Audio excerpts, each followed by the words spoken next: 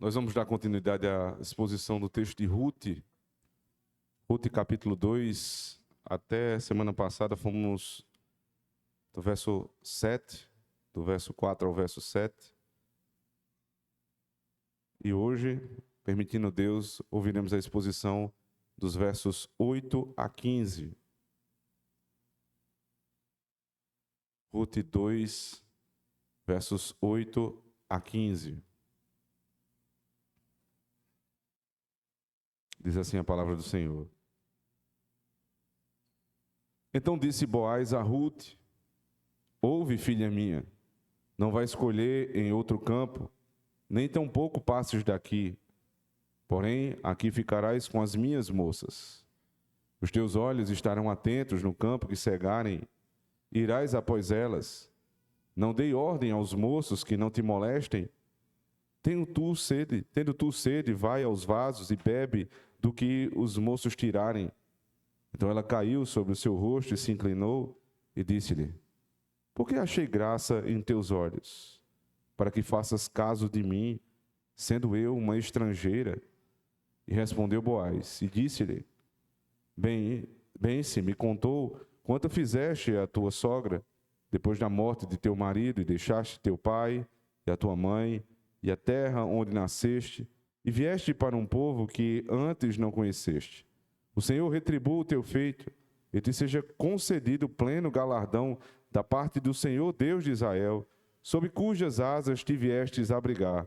E disse ela: ache eu graça em teus olhos, Senhor meu, pois me consolaste, e falaste ao coração da tua serva, não sendo eu ainda como uma das tuas criadas. E sendo já hora de comer, disse-lhe Boaz: achega-te aqui e come do pão, e molha o teu bocado no vinagre. E ela se assentou ao lado dos segadores, e ele lhe deu do trigo tostado, e comeu, e se fartou, e ainda lhe sobejou. E levantando-se ela a colher, Boaz deu ordem aos seus moços, dizendo: até entre as gavelas deixai a colher, e não a censureis. Amém. Vamos à presença de Deus em oração, irmãos. Tua palavra, Senhor Deus, é sempre poderosa. Uma leitura, Senhor Deus, que fazemos na nossa casa tem poder para mudar muito, Senhor Deus, na nossa vida. O pequeno folheto que nós recebemos e lemos a Tua palavra tem poder para transformar.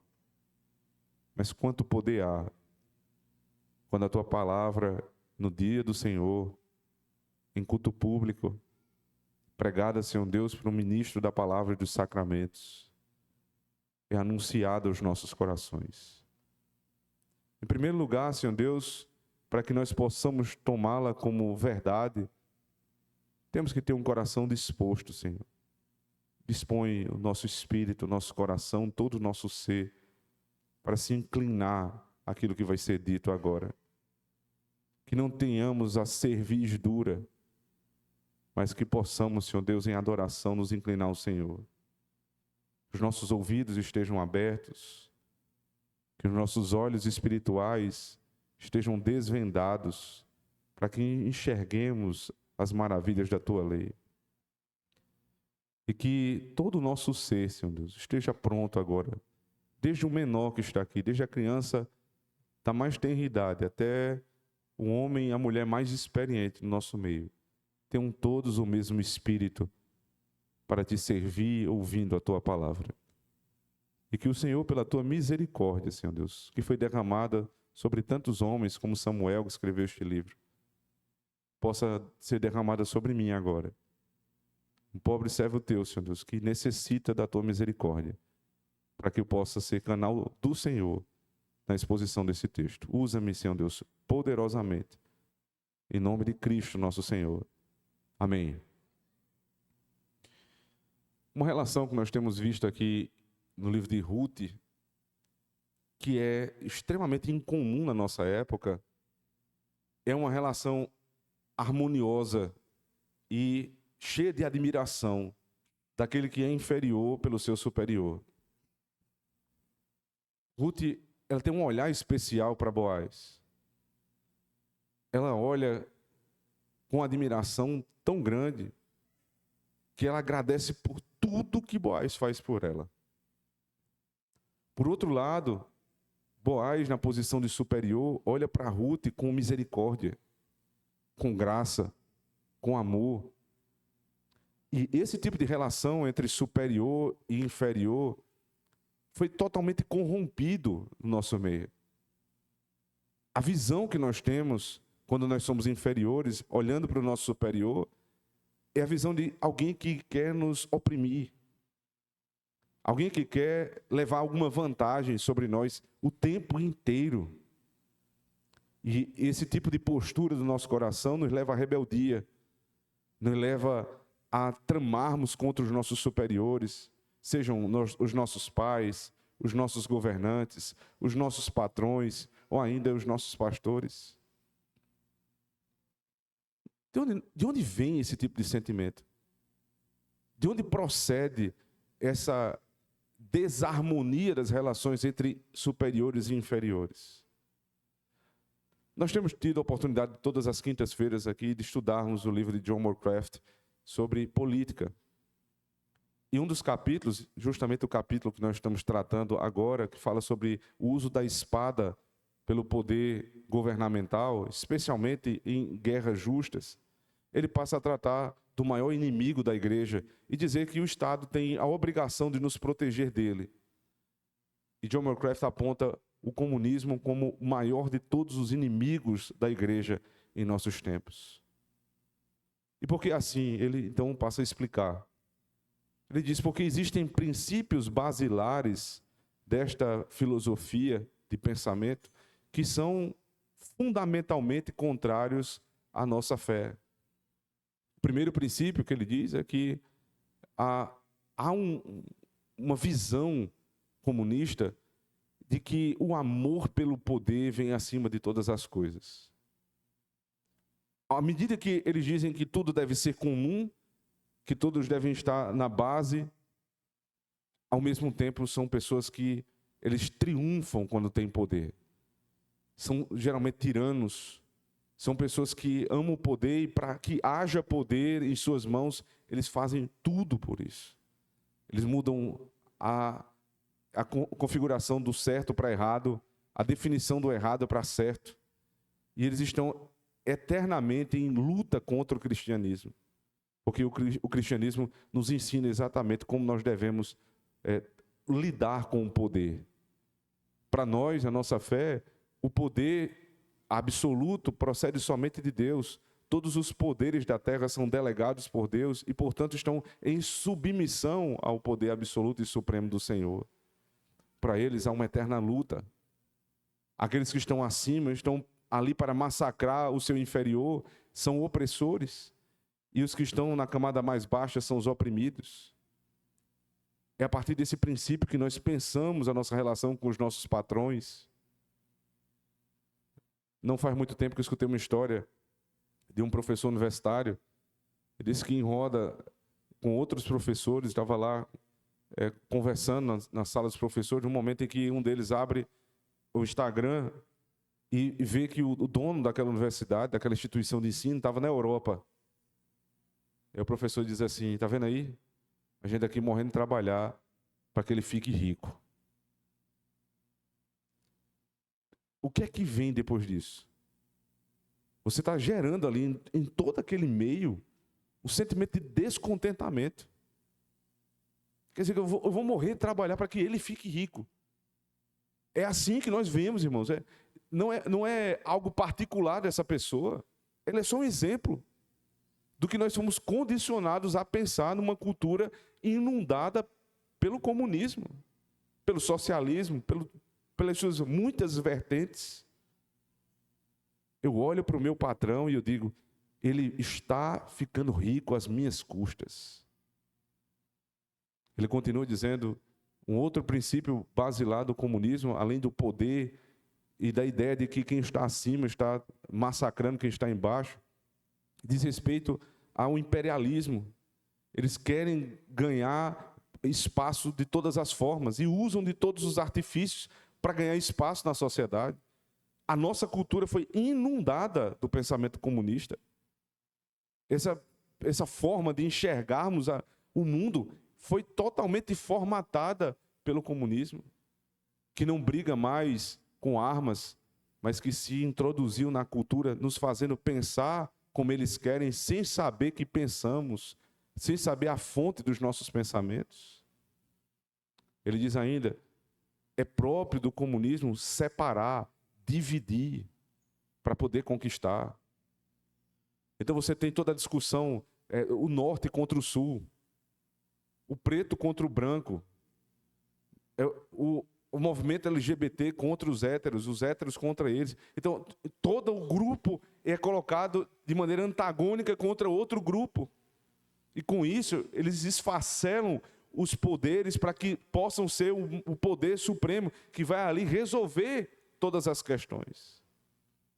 Ele diz, mas o principal problema do comunismo o fundamento do comunismo é anticristão. Ele implanta no nosso meio o desejo de revolução. O nosso patrão, ele está na Europa agora, enquanto nós estamos aqui trabalhando, então nós vamos fazer greve por melhores salários. Então nós vamos nos rebelar. Agora, nós não vamos trabalhar como deveríamos. A nossa aula vai ser dada de qualquer forma, porque no final das contas eu vou receber a mesma coisa no final do mês. É assim que nós pensamos naturalmente, irmãos, porque nós fomos condicionados desde cedo, desde a nossa infância, a agirmos assim. Mas aí vem a Escritura e abala os fundamentos do nosso pensamento. Vem um texto como esse de Ruth para destruir a forma de pensamento que foi implantada no nosso coração. A ponto de Ruth olhar para o seu patrão e dizer assim no verso 9, os teus olhos estarão atentos no campo que cegarem. Aí depois ela diz, verso 10, então ela caiu sobre o seu rosto e se inclinou à terra e disse, por que achei graça aos teus olhos? Por que eu achei graça aos teus olhos? O que foi que Deus fez contigo para, de alguma forma, você que é meu superior, olhar para mim? É um sentimento completamente distinto, irmãos. Eu achei graça aos olhos daquele que é meu superior.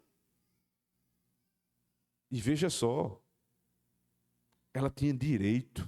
Nós já estudamos aqui, tanto em Levítico quanto em Deuteronômio, que havia legislação que protegia a causa do pobre.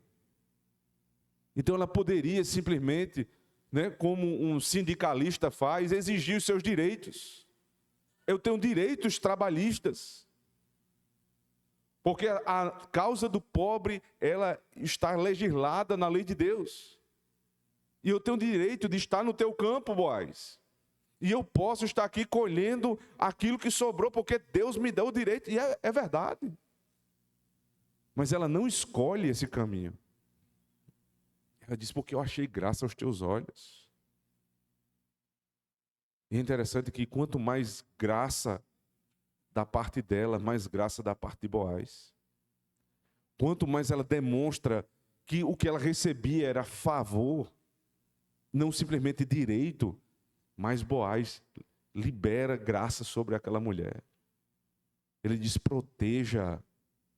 Agora vocês não vão deixar simplesmente o que a lei diz, não. Eles chamam os seus segadores, eles chamam o seu capataz e dizem, olhe para essa mulher. E vocês não vão deixar que ela apenas rebusque o que caiu no chão, mas os feixes que vocês juntarem, deem a ela, deixe ela colher. Quando a relação, irmãos, ela suplanta a mera legislação, ambos os lados dão mais de si.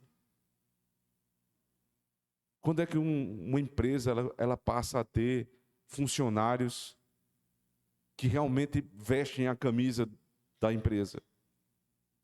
Em primeiro lugar, quando estes funcionários se libertam desse pensamento miserável de que estão sendo oprimidos e acham de alguma forma um meio de agradecer pela oportunidade de trabalhar.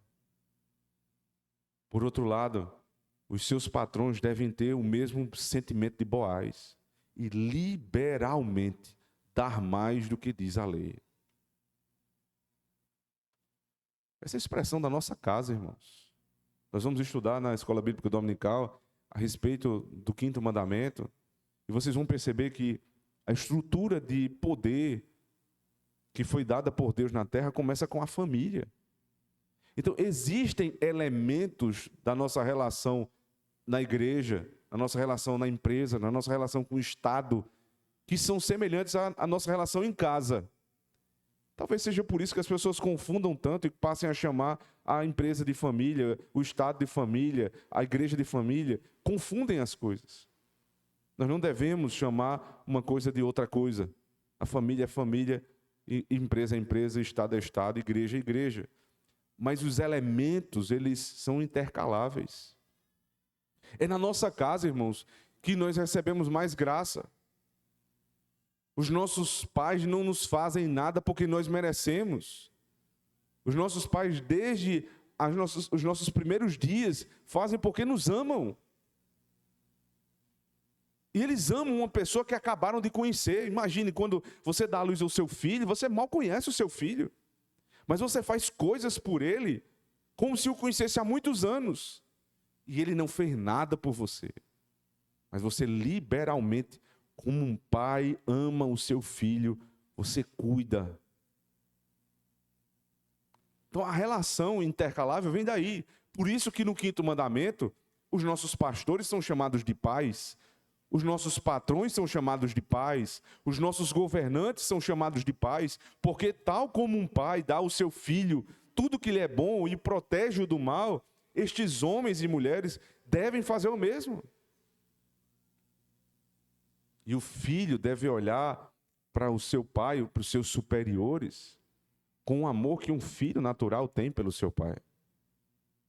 É a restauração daquilo que Deus fez na criação. Quem é a autoridade por excelência?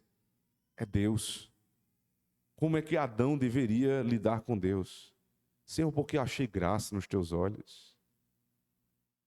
O que foi que eu fiz para o Senhor dar o que o Senhor deu? Veja esse jardim, veja essa mulher, veja os meus filhos. Tudo é dádiva do Senhor. Não é assim que nós oramos? Não é assim que nós devemos orar. E é por isso que nós não podemos orar, como muitos ensinam, colocando Deus contra a parede e exigindo de Deus, porque nada Deus tem a obrigação de nos dar, irmãos.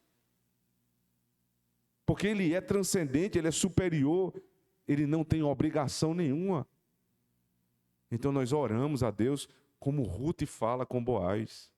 O que foi que eu fiz para achar graça aos teus olhos? Aí a gente pede com graça, sabe o que é que Deus faz? Abre as portas dos céus sobre nós. Mas eu chego lá com direito, cheio de argumentos. Senhor, o Senhor tem que me dar porque eu fiz isso, porque eu fiz aquilo, porque eu dei o dízimo. Deus não tem que lhe dar nada. Agora, se nós pegamos essa relação arquétipa da nossa comunhão com Deus e começamos a tratar, por exemplo, os nossos pais, o filho olhar para o pai e sempre agradecer ao pai. Obrigado, meu pai. Obrigado, minha mãe. E reconhecendo tudo que o pai e a mãe fez, foi de livre graça. Sabe o que é que você provoca no coração do teu pai e tua mãe? Desejo de servir mais, de te dar mais. Mas quando você reclama, quando tudo você murmura, quando você acha que é obrigação dos teus pais te dar alguma coisa, as mãos deles se fecham para te punir, para que você aprenda a reconhecer que eles te dão de graça. Agora, dessa relação primária que a família leve da maneira intercalável que é possível, esta mesma relação para teu ambiente de trabalho. Teu patrão não tem obrigação nem de te suportar na empresa dele, porque é dele. Você entende? Quanto mais que você tem o mesmo padrão de vida que ele tem,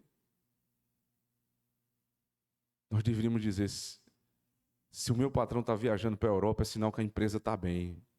Então eu vou receber meu salário no final do mês. Graças a Deus. Eu quero que ele viaje todo mês, porque se ele está viajando todo mês, é sinal que há saúde financeira.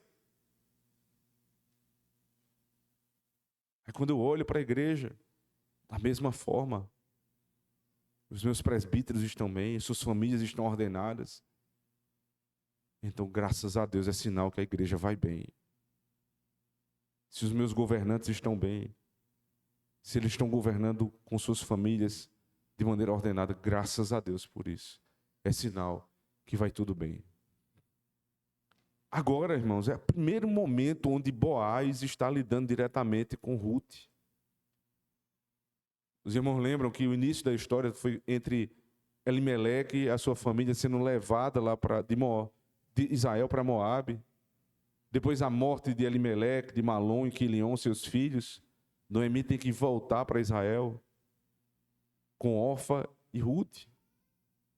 No meio do caminho, Orfa fica, porque ela era mais apegada aos seus deuses e à sua família do que a algo que Ruth e Noemi tinham de superior, que é o Deus de Israel.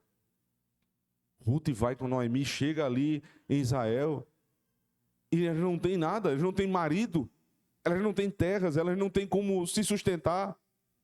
Aí Ruth, no início do capítulo 2, diz, deixa eu ir colher. Noemi, muito provavelmente velhinha, diz, vá, filha minha. E aí começa a se desenhar essa ideia de filha minha. Noemi chama Ruth de filha minha. Boaz agora, no verso 8, diz, então disse Boaz a Ruth, ouve, filha minha. A relação do quinto mandamento, percebe? Filhos sendo cuidados pelos seus pais. É o amor que os pais têm pelos seus filhos nas diversas relações. E aí, mais uma vez, acerta o nosso catecismo quando diz que pai e mãe, no quinto mandamento, não dizem respeito apenas aos nossos pais naturais, mas todos aqueles que estão investidos de autoridade. E o catecismo diz, por que eles são chamados de pai e mãe? Porque eles devem cultivar pelos seus inferiores o mesmo amor e carinho que um pai deve cultivar pelos seus filhos. E ela vai cultivar nesse lugar, que é o campo de Boaz. Quando ela chega no campo de Boaz, chama a atenção do dono do campo para aquela mulher. E ele chama o seu capataz e diz, quem é essa mulher? Que desde amanhã está até agora aqui trabalhando. É contada a história. E quando ele sabe da história, ele passa a tratar aquela mulher de maneira diferente. Ela deixou o seu pai, a sua mãe e os seus deuses para vir para Israel, para servir ao Deus verdadeiro. É assim que ele começa a tratá-lo. Veja, e é por isso que o texto começa da seguinte maneira, verso 8. Então disse Boaz a Ruth, ouve, filha minha, não vais colher em outro campo, nem tampouco passes daqui, porém aqui ficarás com as minhas moças. Os teus olhos estarão atentos no campo que cegarem, e irás após elas. Não dei ordem aos moços que não te molestem, tendo tu sede, vai aos vasos e bebe do que os moços tirarem. Não vais a outro campo a partir de agora. Porque ela tinha o direito, não só de colher no campo de Boaz, mas de qualquer outro campo. E Boaz diz, não, filha minha, venha para o meu campo. Nem Ruth estava atrás de um casamento, nem Boaz estava diretamente atrás de uma esposa. O que está sendo feito aqui, irmãos, é uma demonstração de cuidado por alguém que deu uma demonstração de fé. Porque a igreja deveria aprender isto aqui com Boaz. Os que dão um bom testemunho precisam ser bem tratados na igreja. Os que se sacrificam pela fé precisam ser acolhidos na igreja. É tanto que ela vai dizer daqui a pouco, mas por que tu fazes isso eu sendo uma estrangeira? Percebe? Por que você está fazendo isso? Eu sou estrangeira. Ele diz, porque eu ouvi falar do que você fez. Quando nós ouvimos falar, irmãos, dos testemunhos que as pessoas dão para poder estarem aqui. Quantos são os testemunhos de pessoas que tiveram que lutar contra a sua própria família? De comprar briga com os seus pais. Porque os pais estavam impedindo de servir ao verdadeiro Deus. E elas chegam na igreja, muitas vezes chorosas, muitas vezes tristes, porque estão sozinhas. A maioria dos irmãos aqui tem o privilégio de congregar com a família, mas existem irmãos que vêm para cá sozinhos. Eles precisam ser cuidados pela igreja, porque Cristo disse assim: não há um sequer que não deixe pai, mãe, filho, irmão, irmã, por amor de mim, que não seja cuidado por mim. Vocês perderam essas pessoas, mas vocês vão ganhar muitos outros pais, irmãos, tios, primos na igreja. Então a igreja tem que ter essa consciência de que os que dão bom testemunho e vieram sozinhos para a igreja precisam ser cuidados pela igreja.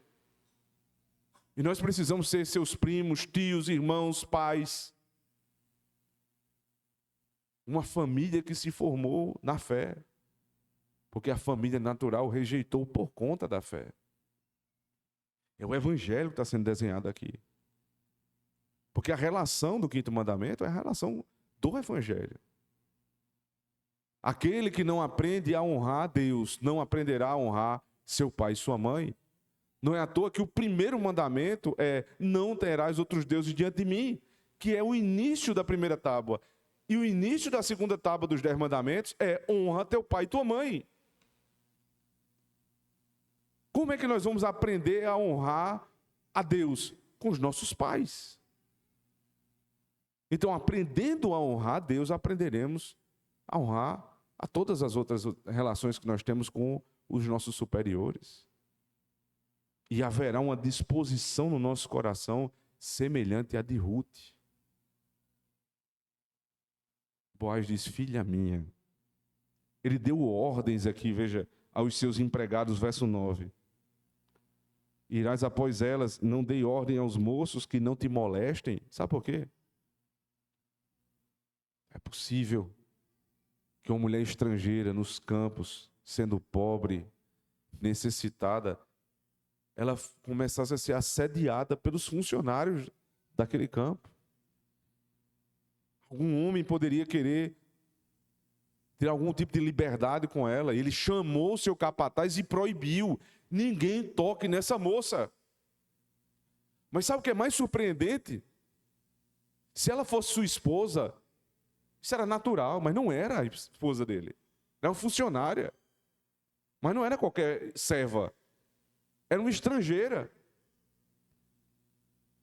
Mas o trabalho do homem bíblico é proteger as mulheres, especialmente as crentes, como suas filhas. O trabalho dos pastores, especialmente, é esse: proteger as mulheres da igreja como se fossem suas filhas. O trabalho dos solteiros, homens solteiros da igreja, é proteger suas irmãs. O sujeito começa a namorar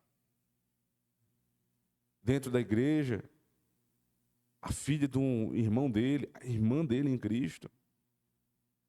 E ele não respeita a mulher. Um homem que não te respeita no namoro, conhecendo o evangelho, não te respeitará no casamento. Então, os jovens, homens que desejam se casar, estão num período aí de namoro, de noivado, vocês precisam ter o mesmo espírito de Boaz. Eu vou proteger, eu vou cuidar, vou respeitar o tempo do Senhor. Eu disse aos meus servos: não molestem essa mulher. Mas não só a proteção da modéstia da mulher, ele vai além. Ele dá o que ela precisa materialmente e mais do que isso. Veja, verso 9, parte B, diz: tendo tu sede, vai aos vasos e bebe do que os moços tirarem. Só que depois, veja no verso 13, e disse ela: ache eu graça em teus olhos, Senhor meu, pois me consolaste e falaste ao coração da tua serva, não sendo ainda eu como uma das tuas criadas. E sendo já hora de comer, disse-lhe Boaz: achega-te aqui e come do pão e molha do teu bocado de vinagre. Você entende aqui? Olha, você pode colher dentro do meu campo, ninguém vai te molestar, eu vou te dar água, mas não vou te dar só água. Você vai comer o mesmo pão que todos os meus funcionários comem, que é o pão que eu como. Mas aí alguém poderia dizer, ele está dando o básico. Ele está fazendo o que se faz com qualquer pessoa que é necessitada, dar pão e água. Aí ele disse, mas você vai molhar do teu bocado no vinagre, o molho, o que dá o sabor ao pão. Porque ele é um pai que não dá só o que o filho necessita para viver, mas dá prazeres na vida. Está se desenhando aqui o marido bíblico que Boaz vai ser. Protetor. Um bom marido que ama sua esposa e que dá não só o que ela necessita, mas dá mais do que ela precisa. Não tem como me lembrar, irmãos, de quando, para buscar uma mulher para Isaac, lá em Gênesis 24, o servo de Abraão sai e ele vai buscar essa esposa e ele diz, em primeiro lugar, essa mulher, ela não pode ficar lá. Não leves o meu filho para lá, mas você vai trazer essa mulher, a mulher que te seguir e deixar o seu pai, a sua mãe, a sua parentela, a sua terra e os seus deuses para servir ao Deus de Israel, essa se casará com meu filho. Boaz já sabia. Ela deixou tudo. Ela fez exatamente como Abraão. Ela é filha de Abraão, mesmo sendo estrangeira. Aí lá em Gênesis 24, quando Rebeca demonstra que esta mulher, serva, honesta, cheia do Espírito, o servo de Abraão abre o seu tesouro e diz, tudo é teu. Tudo que o meu Senhor tem é teu. Porque essa é a história do Evangelho. Quando nós deixamos tudo para trás e dizemos assim, não temos mais nada, Senhor. Ao contrário do jovem rico, que sendo rico não deixou tudo por Deus. Quando nós deixamos tudo por Cristo, ele diz, vem, eu não vou dar só pão, não. Eu vou dar vinho. Vocês perceberam? A ceia do Senhor não é com pão e água. Não é com pão e água, é com pão e vinho. Também não é com pão e suco de uva doce, não. É pão e vinho bom. Porque Cristo deu tudo o que tinha na cruz do Calvário. Para que nós que não temos nada, pudéssemos ser enriquecidos por Ele. Ele disse, os que creem em mim terão vida plena nesse mundo. Tudo que é de Cristo é nosso. Preste atenção nisso, irmãos. Nós que vivemos vidas muito limitadas aqui na terra, devemos ter essa esperança que nos foi concedida no Evangelho. Tudo que Cristo tem é meu. O mundo é teu. As riquezas desse mundo são tuas. E Cristo está reconstruindo esse mundo para que tudo seja herdado pelos seus. Passem pelas maiores mansões da nossa cidade, pelos lugares mais nobres, e vejam como a nossa sociedade tem evoluído do ponto de vista de riqueza, de poder. É bem verdade que esse poder está nas mãos, na maioria dos casos, dos ímpios. Mas tudo será nosso. Quando Cristo voltar e restaurar esse mundo, tudo será nosso. Quando é declarado que no céu não haverá pobreza, e declara-se que o céu, né, ele é pavimentado, não com essas pedras feias que estão sendo colocadas aqui na nossa frente. Isso é coisa do mundo. Um monte de paralelepípedo entulhado um por cima do outro, rejuntado com cimento. Coisa pobre. Nós agradecemos, é claro. É melhor do que a lama. Mas é pobre. Quando nós estivermos nesse mundo, irmãos, restaurado, a Bíblia diz, as ruas serão de pedras preciosas, as portas belíssimas, tudo será belo. Quer dizer que seja necessariamente, literalmente assim, mas quer dizer que tudo será belo. Não haverão mais esses edifícios terríveis que nós olhamos, nem construções feias, nem maldade. Tudo reconstruído em Cristo. Não coma só do pão e da água, beba do vinho, molhe o teu bocado no azeite. É isso que Boaz dá a essa mulher. Sem interesse, meu. Ele está preservando aquela mulher que ele nem sabe que vai ser a sua esposa. Nós devemos criar filhos assim, irmãos. Quem tem filhos homens, cria os seus filhos assim. O pensamento mundano é o seguinte: é dizer para o filho para namorar muito. Ora, se eu estou dizendo ao meu filho que ele tem que namorar muito com várias mulheres, eu estou incentivando ele a viver na promiscuidade, mas para que ele viva na promiscuidade, ele tem que prostituir muitas mulheres. Então eu não só desgraço o meu filho, como eu incentivo ele a desrespeitar as filhas dos meus amigos. Ninguém se dá conta do que diz a respeito de um filho homem quando ensina isso a ele. Mas é isso que você está fazendo. Desrespeitando as filhas dos seus amigos. Ele diz: não, filha minha, eu não vou permitir que ninguém te moleste.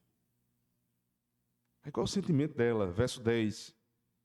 Então ela caiu sobre o seu rosto e se inclinou à terra e disse-lhe: por que achei graça em teus olhos, para que faças caso de mim, sendo eu uma estrangeira?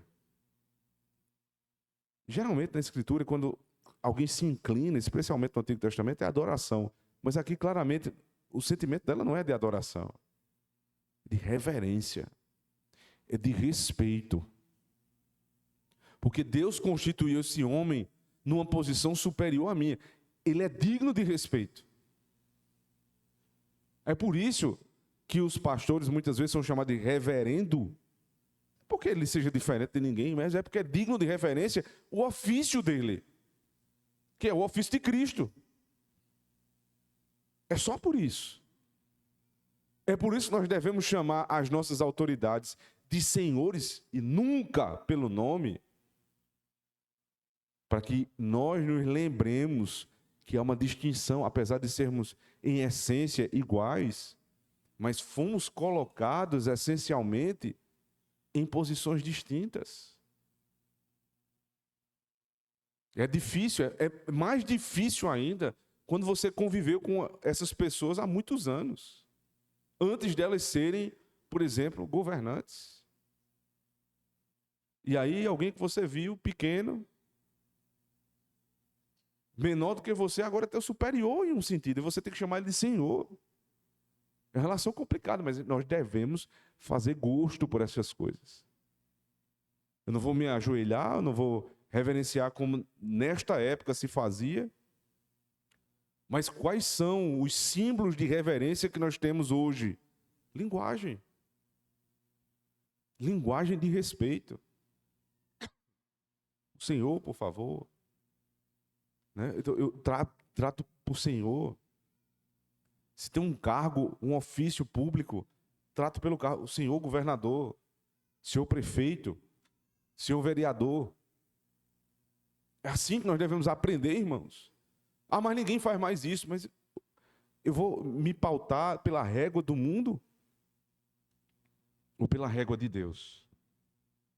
Aí ela diz: eu sou uma estrangeira. Eu não mereço. Irmãos, a relação aqui não é somente Ruth e Boaz. Por trás, o pano de fundo de todo o livro é o Evangelho. Quando eu recebo algo de Deus, como é que eu me porto? Eu me inclino e adoro. Como é que o Senhor, sendo quem o Senhor é, olhou para mim, um pobre estrangeiro? Qual é a nossa relação pactual, irmãos? Como gentios, nós estávamos desprovidos de tudo que Deus prometeu a Israel. E agora, onde nós estamos? Na igreja do nosso Senhor Jesus Cristo, sendo chamados filhos de Deus e filhos de Abraão. Então, nas nossas orações faz todo sentido orar como Ruth. O que foi que o Senhor viu em nós, pobres estrangeiros, para estarmos aqui? Aí a resposta dele, verso 11. E respondeu Boaz e disse-lhe: bem se me contou quanto fizeste a tua sogra depois da morte de teu marido, e deixaste a teu marido e a tua mãe, e a terra onde nasceste, e vieste para um povo que dantes não conheceste. O Senhor retribua o teu feito, e te seja concedido pleno galardão da parte do Senhor Deus de Israel, sob cujas asas te vieste abrigar. Sabe por que eu estou fazendo isso? Porque eu sei o que você fez. De onde vem o início desse processo? Foi Ruth que sozinha demonstrou fé e deixou tudo para trás? Ou foi a graça de Deus que primeiro alcançou? Nós reconhecemos que foi a graça de Deus. Mas, ao mesmo tempo, o que Boaz consegue ver é o ato. Ela não foi salva pelas suas ações. Ela foi salva pela fé. A fé, diz a Escritura, é dom de Deus. Porém, a fé morta é a fé que não opera. A fé dela era operante. E como é que Boaz, sendo um homem, pode reconhecer a fé? Segundo os seus frutos. Como é que nós reconhecemos a árvore? Pelos frutos. Não pode dar fruto bom uma árvore ruim. Então a árvore só dá o fruto de acordo com a sua raiz, de acordo com o seu fundamento. O fundamento de Ruth é Cristo. Então, como ela frutificou? Segundo a fé em Cristo. Como é que nós reconhecemos isso? Pelo fruto. O fruto não é o fundamento da árvore. O fruto é o resultado. As nossas boas ações não são o fundamento da nossa fé, é o resultado da nossa fé. Então, todo aquele que defende a salvação pelas obras não reconheceu o verdadeiro evangelho, que Ruth reconheceu. Então, irmãos, como homens, como é que nós distinguimos um verdadeiro crente de um falso crente? Só pode ser pelos frutos. Porque a mera declaração de fé pode ser dada por qualquer um, mas os frutos invalidam. É por isso que o conselho da igreja, que não avalia o coração, se pauta pela declaração que é fundamentada externamente pelas ações. Então nós vamos tratar as pessoas como crentes de acordo não só com o que elas declaram, mas de acordo com a vida que elas têm. E é por isso também que alguém pode ser excomungado da igreja, mesmo ainda sendo um cristão. E como é que isso pode acontecer? Porque alguém, por um determinado tempo, pode se tornar tão obstinado no seu pecado, que a igreja, que só consegue ver o externo, chega ao ponto de decidir excomungá-lo. E o faz corretamente, porque só pode ser digno do nosso julgamento o que for externo, ou seja, aquilo que eu faço. E é por isso também que quando as pessoas que foram excomungadas se voltam para Cristo e pedem perdão e passam a ter uma vida nova, a igreja recebe. Mas no céu, a condição dela nunca mudou. Aqui na terra, sim. Então ele olha para ela e diz: sabe por que você tem esse tratamento? Porque eu sei do teu testemunho. E parte do teu testemunho é esse aqui, veja, o final do verso 10. Deus tem concedido a você pleno galardão da parte do Senhor Deus de Israel, sob cujas asas te vieste abrigar. Ele lança a mão dessa figura, como alguém, como um filhote de um pássaro que vai se abrigar nas asas da sua mãe. Não tem como não citar o Salmo 91? Por favor, abra comigo. Salmo 91.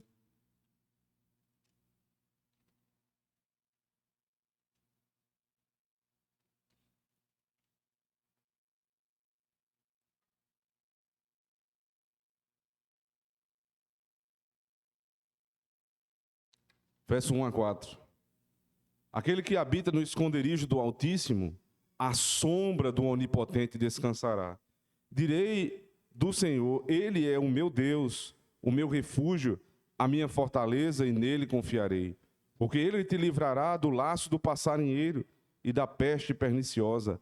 Ele te cobrirá com as suas penas, e debaixo das suas asas te confiarás. A sua verdade será o seu escudo e broquel. Ele te esconderá debaixo das suas asas. Agora veja o que é que diz Cristo em Mateus capítulo 23. Final de Mateus 23.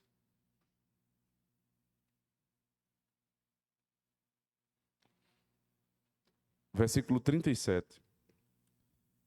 Jerusalém, Jerusalém, que matas os profetas e apedrejas os que te são enviados. Quantas vezes quis eu ajuntar os teus filhos, como a galinha junta os seus pintinhos debaixo das asas, e tu não quiseste. Boaz disse: eu notei que você preferiu estar debaixo das asas de Deus do que debaixo das asas de Satanás. Você veio se abrigar nas asas de Deus. O Salmo 91 diz o mesmo. O que confia à sombra do Onipotente, o que se guarda debaixo das asas de Deus. Cristo diz a Jerusalém: vocês negaram a sombra do Altíssimo. Quantas vezes, Jerusalém? E agora, porque vocês negaram a sombra do Altíssimo e foram se refugiar debaixo das asas de Satanás, eu vou colocar o estrangeiro no teu lugar. O que está acontecendo ali com Ruth é um anúncio do que Cristo faria. Nós, os gentios por natureza, seríamos guardados debaixo das asas de Deus, porque deixamos para trás a nossa parentela e todos os nossos ídolos para servir ao Deus de Israel.